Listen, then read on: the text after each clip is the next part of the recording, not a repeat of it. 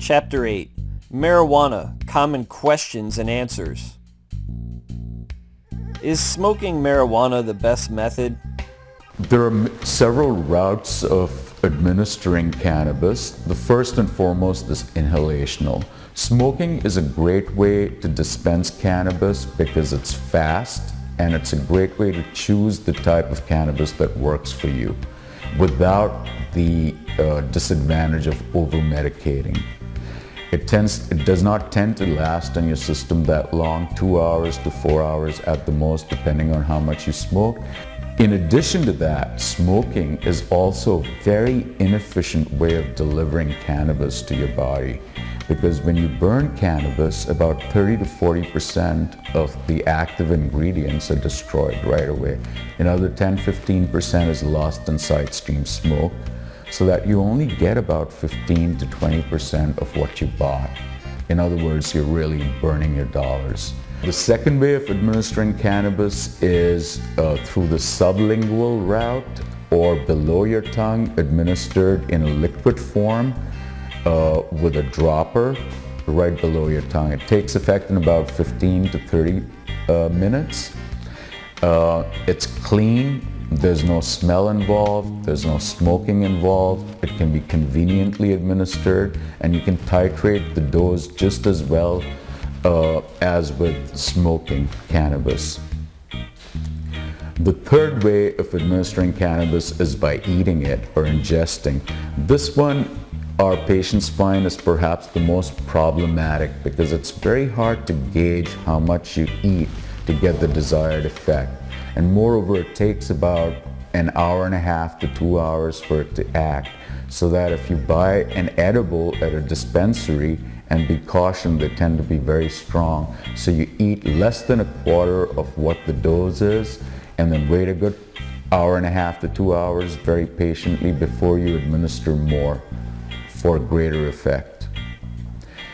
When you eat cannabis, it goes through your GI tract and passes through the liver, what we call first pass liver metabolism. It gets hydroxylated. It gets converted into a form that stays in your system a lot longer and also binds to your receptors a lot stronger, so that the effect lasts way, perhaps twice as long as when you smoke it. Another very attractive way of administering cannabis without getting any of the mind-altering effects is to apply it directly to an inflamed joint or muscle, what we call topical application of cannabis. What are some of the most common conditions treated with marijuana? Amongst other conditions, we see all kinds of patients. Cancer patients, people who have difficulty eating. Cannabis stimulates their appetite. Glaucoma patients to reduce intraocular pressure. We see a lot of people with migraine headaches who have had difficulty in controlling their headaches with conventional pharmaceutical drugs, and find that a strong indica tends to abate their pain in a much more effective fashion than conventional forms of therapy. Well, to be frank, all my patients, virtually all my patients, have been using this medicine for years and have been using it safely. Previously, when the laws had it completely illegal, they were using it under completely illegal conditions. Now in California, it is legal to recommend and use cannabis. And so now they're just trying to be compliant with the law so they don't get arrested for using something that they've been using for years with good effect. And for what conditions do you mainly treat? Well, surprisingly, cannabis has more applications for disease processes than any other single medicine known to man. Aspirin has a wide variety of things that can be used to treat, but cannabis, the applications for cannabis is so vastly superior to any other medicine, it's unbelievable. People use it for anything from asthma even one toke off of a marijuana cigarette will stop an asthmatic attack, and is a lot safer than albuterol or a lot of these other medicines, epinephrine, racemic epinephrine treatments in aerosolized administration for people with bronchospasm. Cannabis is better, it's safer, doesn't cause all the tachycardias and other side effects that some of these medicines have. Does smoking marijuana cause lung cancer like tobacco use does? A 2006 study, the largest of its kind, at the University of California, Los Angeles, revealed that smoking marijuana, even regularly and heavily, does not lead to lung cancer.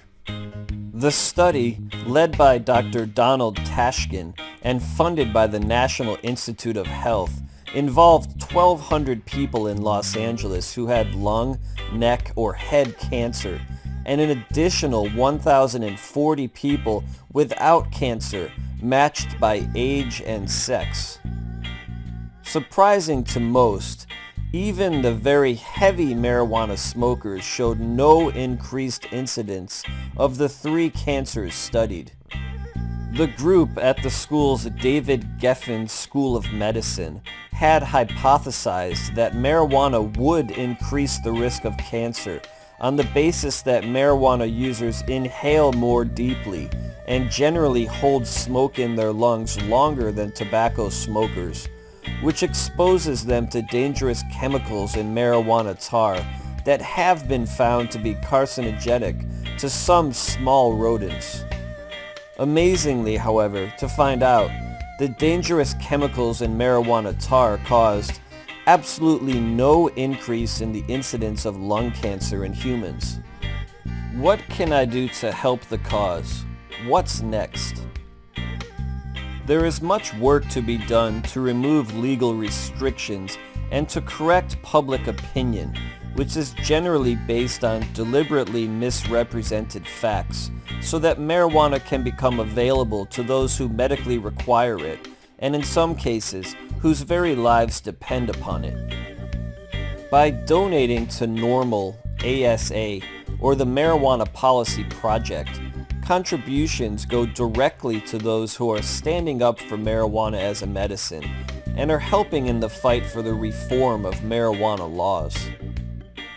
In many cases, cannabis users are still treated as second-class citizens. Many people are outraged that adults have the legal right to consume alcohol, tobacco, and other legal drugs in America, but they are criminalized if they choose marijuana, which after all is a natural herb with far fewer side effects.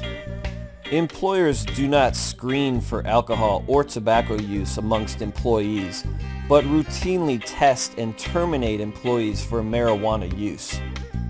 Many medical marijuana users still need to withhold their usage from their employers, are considered criminals in the eyes of law enforcement, and are turned away from medical coverage by insurance companies and health providers.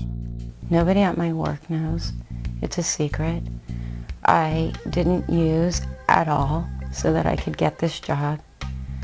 I started out the first 2 weeks not really feeling that well. I've only been working back to work for 3 months after being off work for nearly 17 years. In the first few weeks I gained weight and wasn't sleeping well.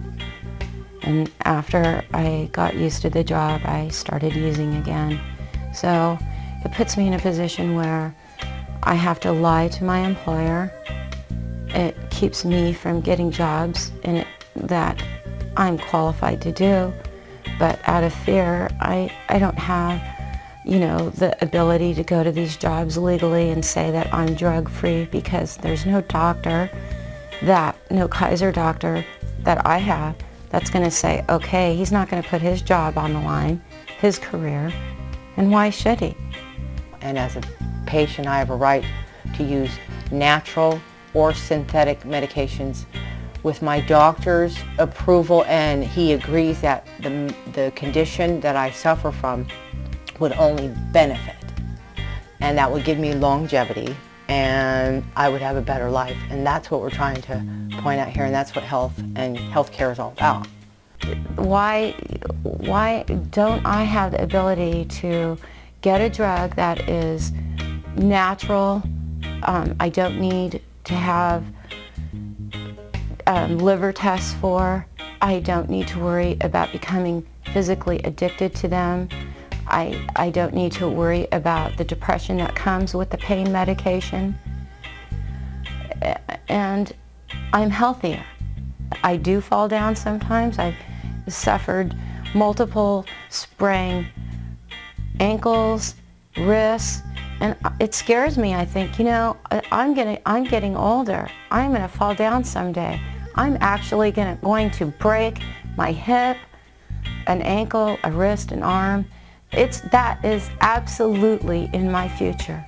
So if I can stay that off, shouldn't I be allowed the right to do that without the stigma associated with me being a drug addict? I'm not a drug addict. It's not about being a stoner. It's not about, oh, I need this drug. It's about functioning. It's about being at peace. It's about being able to eat without being sick. Cuts out all of that and helps me have some peace, no pain, and to be able to relax and function as a normal person as well as I can, considering what I have to deal with every day and what's going through my mind and what I got to take care of. So it helps, and that's the main thing. Just look at it as a natural medication rather than a narcotic. Only time will tell what the future holds for medical marijuana laws and regulations around the world. Thank you from Cannabis Training University.